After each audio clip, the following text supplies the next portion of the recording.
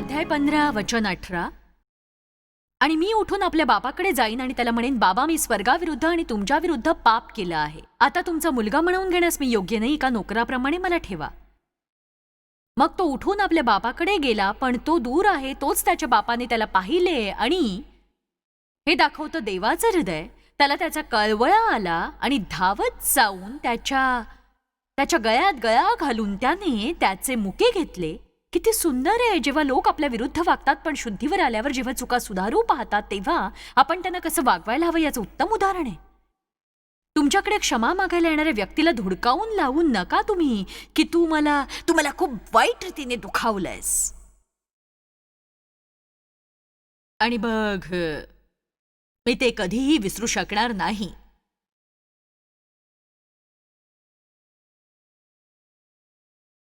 मग मुलगा आपल्या बापाला म्हणाला, बाबा, मी स्वर्गाविरुद्ध आणि तुमच्या विरुद्ध पाप केले आहे. आता तुमचा मुलगा म्हणून घेण्यास मी योग्य नाही. पण बापाने आपल्या दासांना सांगितले, लवकर एक उत्तम झगा, सन्मानाचा झगा आणून याला घाला आणि याच्या हातात अंगठी घाला, पायात जोडा घाला आणि पुष्ट पशु आणून कापा. आपण खाऊ आणि आनंदोत्सव करू, कारण हा माझा मुलगा मेला होता, तो पुन्हा जिवंत झालाय. हरवला होता, तो सापडलाय. आणि मग ते सर्व आनंदोत्सव करू लागले. वचन 25. त्याचा वडील मुलगा शेतात होता. तो जेव्हा घराजवळ आला तेव्हा त्याने गायन, वादन, नृत्य यांचा आवाज ऐकला. आणि मग त्याने आपल्या एका चाकरास बोलावून विचारले, हे काय चाललंय? हा आवाज कसलाय? काय चाललंय? आता मी तुम्हाला सांगू इच्छिते, वडील भावासारख्या लोकांना उत्सव आवडत नाही. त्यांना हसणं आवडत नाही, त्यांना गमती आवडत नाहीत. त्यांना फक्त आवडतं ते रुक्ष, कठोर, टीकाखोर आणि न्यायखोर जगणं. ते स्वतःच्याच विश्वात आणि नीतिमत्वाच्या भ्रमात इतके गुंतलेले असतात की त्यांना वाटतं त्यांच्यासारखी कामं या जगात कोणीही करत नाही. खरं तर मी पुढे जाऊन असं म्हणेन की कित्येकदा मंडळीतल्या अशा वडील भावांमुळेच मंडळीतले धाकटे भाऊ उधळे बनतात, हे लक्षात घ्या.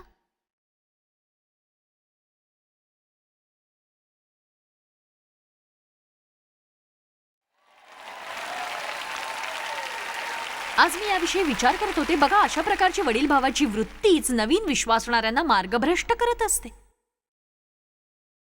प्रीती अनुभवण्यासाठी आणि आपल्या जखमांमधून पूर्णपणे बरं होण्यासाठी ते येतात. आणि आपण त्यांना देतो काय तर 10 नियम, ज्याद्वारे ते आपल्या गटाचा हिस्सा बनू शकतात.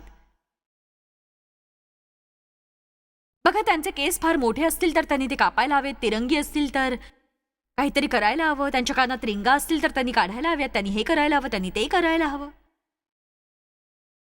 आपण हे सोडायला हवं. त्यांनी एखादी गोष्ट करणं कधी थांबवावं ते देवाला त्यांना सांगू द्या.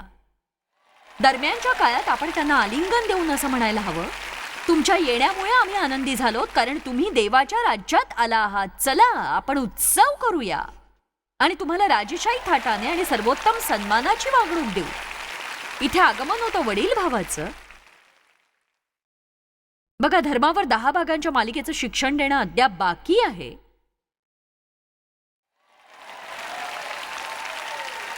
माझ्या प्रत्येक सभेत मला हे सांगायला आवडतं, म्हणून इथेही मी तेच सांगते. आणि मला टीव्हीवरून लोकांना सांगायचंय की लोकांना हे समजेपर्यंत त्यांनी ऐकायला हवं, प्रभू येशू आपल्याला धर्म देण्यासाठी मरण पावला नाही.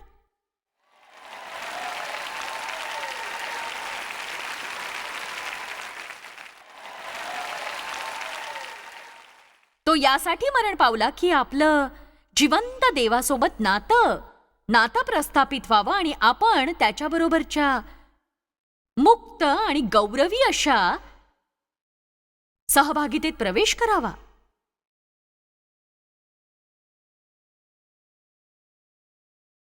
वचन 27. दासाने त्यास सांगितले, तुमचा भाऊ आला आहे आणि तो तुमच्या वडिलांना सुखरूप मिळाला, म्हणून त्यांनी पुष्ट पशु कापले आहे. आणि हे ऐकून तो थोरला भाऊ फार रागावला. आणि तो दृढ निश्चय करून म्हणाला, मी त्या उत्सवात सहभागी होणार नाही. मी आता असाच इथे घराबाहेर उभा राहीन. मी तुम्हाला एक गोष्ट सांगू का? तो देवाला पार्टी देण्यापासून अडवू शकला नाही. आणि तुम्ही देवाच्या पार्टीला जा किंवा नका जाऊ, तो पार्टी देणारच. तुम्ही थोरल्या भावाच्या मनोवृत्तीने बाहेर थांबवू शकता. बघा, तुम्ही कुटुंबात असूनही घरामध्ये नसू शकता. याचा अर्थ ठाऊक आहे का? तुम्ही चर्चला जाऊ नये, देवाच्या समक्षतेपासून दूर असू शकता. देवाचं घर, त्याची समक्षता आहे, जवळीक साधणारी समक्षता. लोकांसोबत घरात राहून जवळीक निर्माण होते. आणि देव आपल्याला घराबाहेरचं नातं प्रस्थापित करायला सांगत नाही. आणि तो पडदा, तो जाड असा पडदा, ज्यामुळे देवाची समक्षता असलेलं परमपवित्र स्थान पवित्र स्थानापासून वेगळं केलं गेलं होतं, तो वरपासून खालपर्यंत फाटला जेव्हा येशू क्रूसावर मरण पावला. आणि त्यामुळे देवाच्या समक्षतेत जाण्याचा मार्ग खुला झाला. पण तुमची इच्छा असेल तर तुम्ही बाहेरच्या आवारातच राहू शकता. आणि त्यासाठी तुम्हाला फक्त कटुतेनं भरावं लागेल. आणि जे तुम्हाला तुमच्या इच्छेप्रमाणे वागणूक देत नाहीत त्यांच्यावर रागाने बेभान व्हावं लागेल. आणि तुम्ही बाहेर राहू शकता. पण आपल्यापैकी काही जण उत्सवात सामील होतील. मी अनेक वर्ष स्वतःचा छळ केला, पण एक गोष्ट सांगते, मी उत्सवात जगण्याचा निर्णय घेतलेला आहे.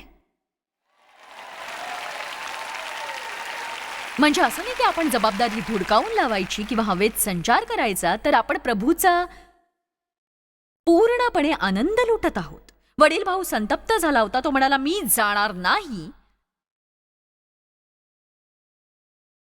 त्याचे वडील आले आणि आत येण्यासाठी त्याला विनवू लागले. आजही देव अशाच रीतीने लोकांना विनवतो हे मला जाणवतं. आणि इथल्या लोकांनाच नव्हे तर टीव्हीवरच्या दर्शकांनाही.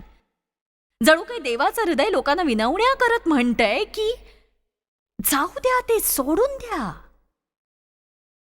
टाकून द्या, सोडून द्या, विसरून जा, देवाला द्या ते आणि उत्सवात सहभागी व्हा तुम्ही. कुणाला हे कळतंय का?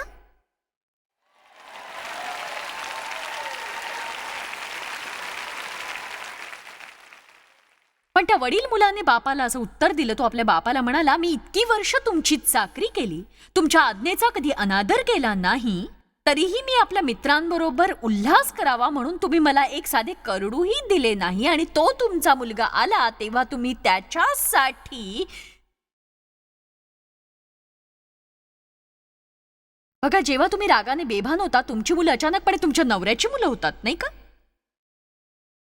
पण बघा, हा तुमचा मुलगा आला ज्याने तुमची संपत्ती कसबिणींच्या बरोबर खाऊन टाकली. त्याच्यासाठी मात्र तुम्ही पोसलेलं वासरू कापलं.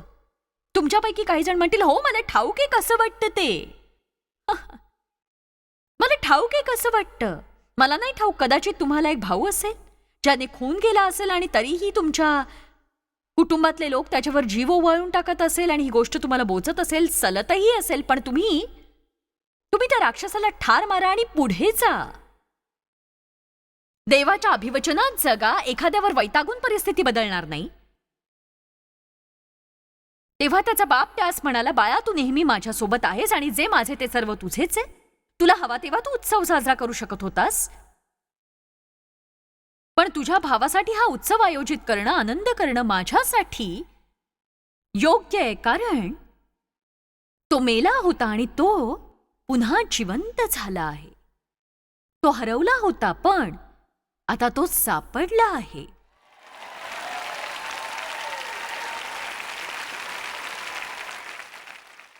आपल्याला दुखावणाऱ्या लोकांसाठी आपण प्रार्थना करावी असं देवाला वाटतं, कारण ती दुष्ट व्यक्ती देवाच्या राज्याबाहेर असते आणि म्हणून आपण त्यांच्या तारणासाठी प्रार्थना करायला हवी.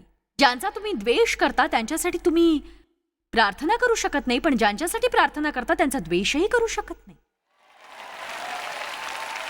म्हणून आपण प्रार्थना करायला हवी. 6 प्रकारे तुम्ही अक्षमाशीलता ओळखू शकता. पहिली गोष्ट, तो मोठा भाऊ इतका का इतका का रागावला बरं? कुठली गोष्ट त्याला उत्सवापासून दूर ठेवत होती? तो रागावला होता? तुम्ही रागावून देवाच्या पार्टीला जाऊ शकत नाही. त्याला न आवडणाऱ्या गोष्टी तिथे घडत होत्या ज्या त्याच्या नियंत्रणात नव्हत्या. त्यांच्याशी तो जुळवून घेऊ शकत नव्हता. तो आपल्या भावना पित्याच्या इच्छेच्या स्वाधीन करू शकत नव्हता. तो ईर्ष्याळू होता. त्याच्या मनात त्याच्या भावाविषयी असलेल्या नकारात्मक भावनांचा आणि अक्षमाशीलतेचं मूळ खोलवर रुजलेलं होतं आणि त्याच्या भावाविषयी त्याला जे वाटत होतं ते अचानक कुठून तरी उद्भवलेलं नव्हतं. आणि मी हे खात्रीने सांगू शकते ते त्याच्या मनात फार फार फार फार फार आधीपासून सुरू होतं, फार काळापासून. आणि मी हे सांगू शकते की तो फक्त त्याच्या धाकट्या भावावरच चिडलेला नव्हता, तर तो त्याच्या परिचयाच्या सगळ्याच लोकांवर चिडला होता. कारण त्या थोरल्या भावाची परुषी अशी ख्रिस्ती धार्मिक वृत्ती होतीच तशी.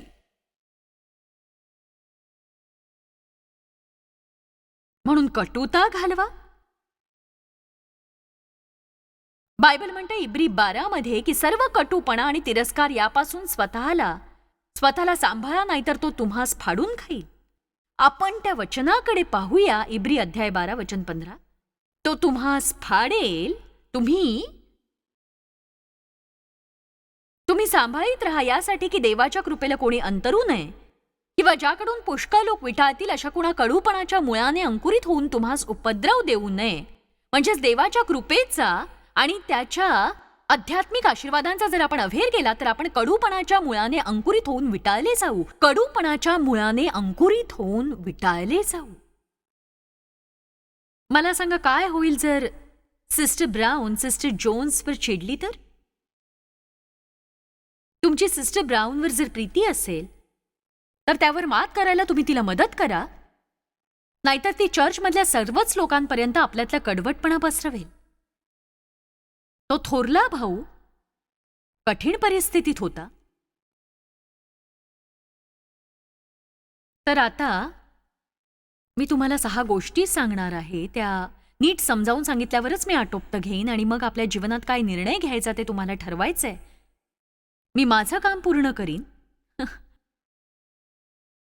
आणि मग बाकी सगळं काही तुमच्या हातात असेल.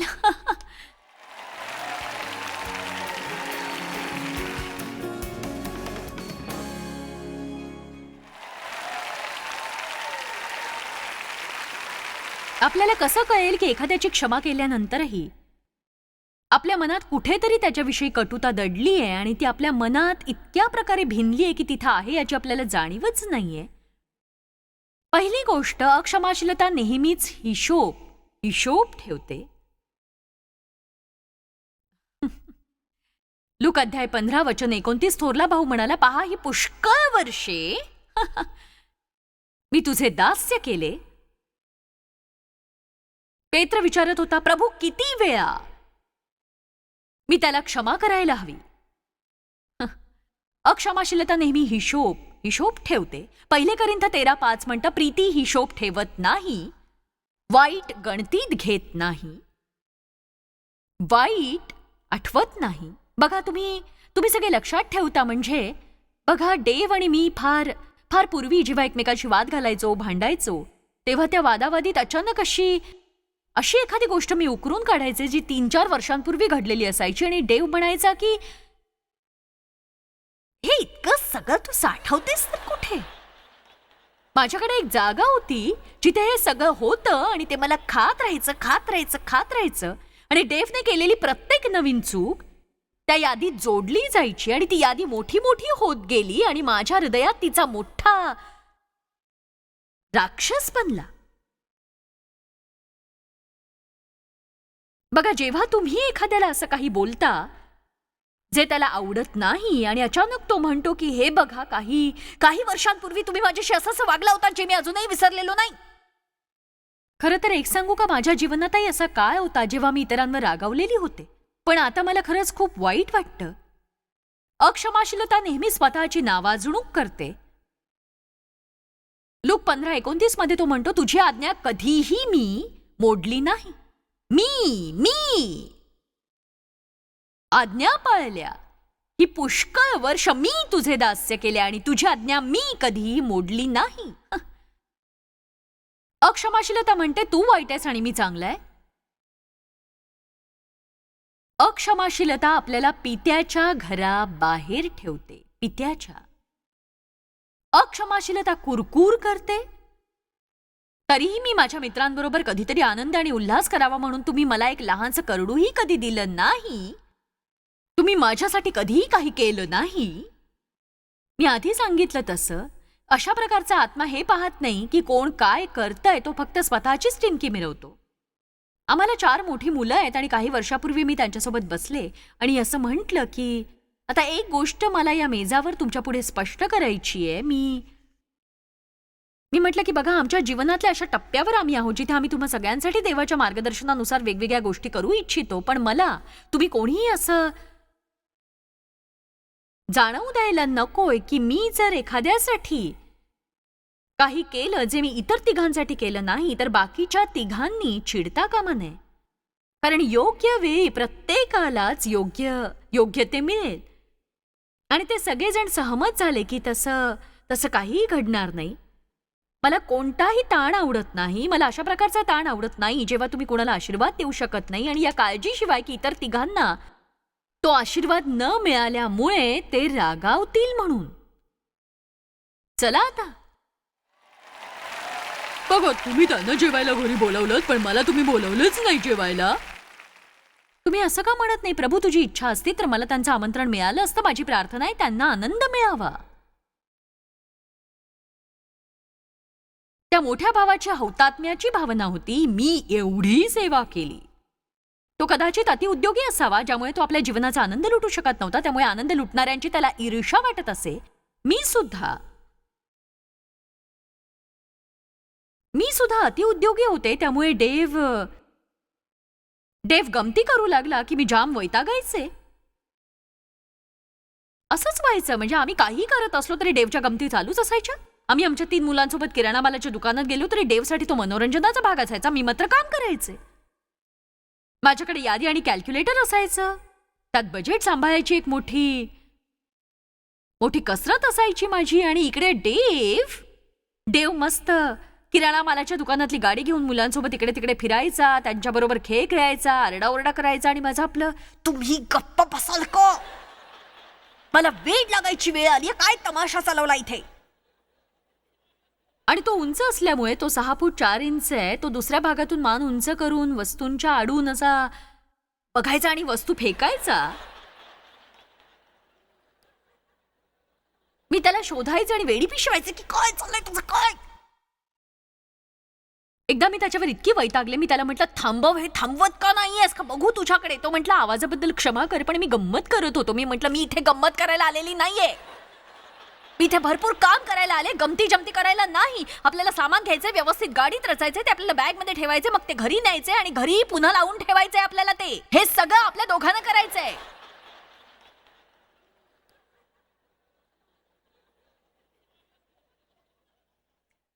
आणि खेदाने मी असंच जगत होते. मी उत्सवात सामील होत नव्हते कारण मी तो मोठा भाऊ होते. कोणी ऐकताय का माझा आज?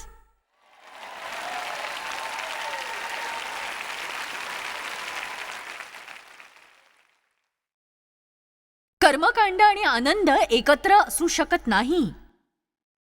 अक्षमाशीलता नेहमी वेगळं करून फूट पाडत असते.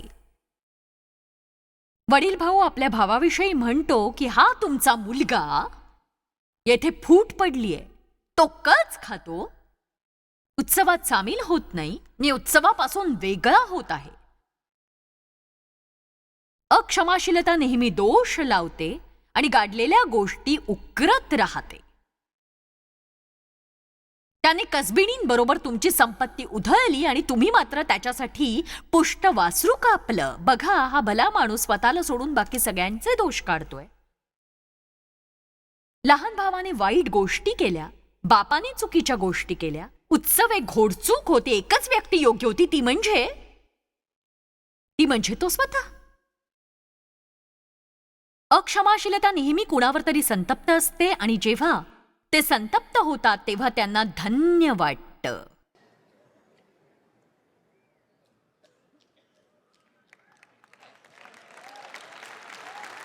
म्हणजे कोणी तुम्हाला दुखावलं आणि तुम्ही संतप्त झाला तर त्यांना धन्य वाटतं, एखादा आशीर्वाद मिळाल्यासारखं, आणि तुम्हीही सुखावता.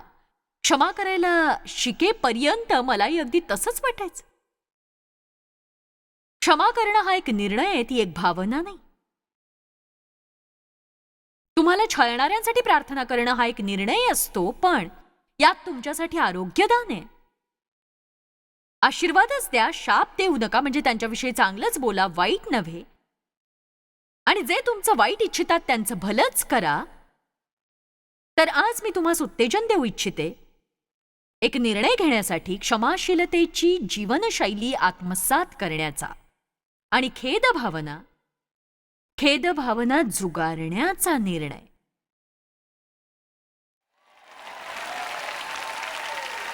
उत्सवापासून दूर राहू नका. सगळ्यांनी मिळून मोठ्या आवाजात म्हणा, मी उत्सवाला जाणारच. आता पुन्हा मोठ्याने म्हणा, मी घरामध्ये राहणारच. मी अंगणात राहणार नाही. चला सगळेजण उभे राहूया. आता ऐका नीट. आपला इथला उत्सव संपलाय, पण तुमच्या खऱ्या उत्सवाला आरंभ झालाय. कारण आता देवाच्या इच्छेप्रमाणे जीवन जगण्यासाठी लागणारं स्फुरण तुम्हाला मिळालंय. आणि आज मी जे सांगितलं ते किती जणांनी ऐकलंय? लक्षात घ्या, जरी तुम्ही हा निर्णय घेतला तरी तुमच्या भावना लगेच बदलणार नाहीत. ज्यांनी तुम्हाला दुखावलंय त्यांच्या विरुद्ध बोलणं थांबवा. त्यांनी जे केलं त्याविषयी बोलणं थांबवा. त्याविषयी विचार करणं थांबवा. त्यांच्यासाठी प्रार्थना करा. तुम्ही असं केल्याने तुमच्या भावना बदलायला फार काय लागला नाही, हे तुम्हाला कळेल. आणि हे पक्क लक्षात ठेवा की देव असं काहीही सांगणार नाही ज्याने तुमचं जीवन आशीर्वादित होणार नाही. हे लक्षात घ्या. समजलं तुम्हाला हे? देव असं काहीही सांगणार नाही ज्यामुळे तुमचं जीवन चांगलं होणार नाही. पित्या, मी प्रभू येशूच्या नावाने प्रार्थना करते, जे आम्ही ऐकलं ते करायला तू कृपा पुरव. आज आम्ही तुझ्या मार्गाने चालण्याचा निश्चय करतोय आणि क्षमा न करण्याचा मूर्खपणा करून तुझ्या समक्षतेतून दूर जाणं टाळण्याचा निश्चय करतोय. आम्हाला घरात यायचंय, तुझ्या समक्षतेत जीवन जगायचंय, उत्सवात सामील व्हायचंय, तुझ्या इच्छेप्रमाणे वागून आनंदी जीवन जगायचंय. त्यासाठी आम्हाला हवी आहे तुझी कृपा, फक्त कृपा. कारण तू जे सांगतोस ते करण्याची शक्ती त्याद्वारेच आम्हाला मिळेल. आणि त्याबद्दल तुझे धन्यवाद प्रभू येशूच्या नावाने. आमेन. माझा वेळ चांगला गेला, आशा तुमचाही गेला असेल. तर जेव्हा क्षमाशीलतेची कमतरता असते तेव्हा तुमच्या जीवनात कटुतेचं बीज अंकुरित होत असतं आणि मग त्याचा वाईट परिणाम आपल्या जीवनातल्या देवाच्या समक्षतेवर दिसून येतो. आपण आपल्या हृदयातली अक्षमाशीलता ओळखायला शिकायला हवी आणि हे महत्वाचं आहे. आपण इतरांना क्षमा करायला हवी आणि देवापासून क्षमा मिळवायला सुद्धा हवी. तुम्ही आपल्या जीवनात पापक्षमेची चाचणी उत्तीर्ण व्हावी म्हणून देवासोबत काम करायला शिका. जेव्हा तुम्ही एखाद्याला क्षमा करायला हवी अशा परिस्थितीत असता तेव्हा तुम्ही त्याला क्षमा करून लगेच मोकळे व्हा. स्वतःवर दया करून त्यांची क्षमा करा.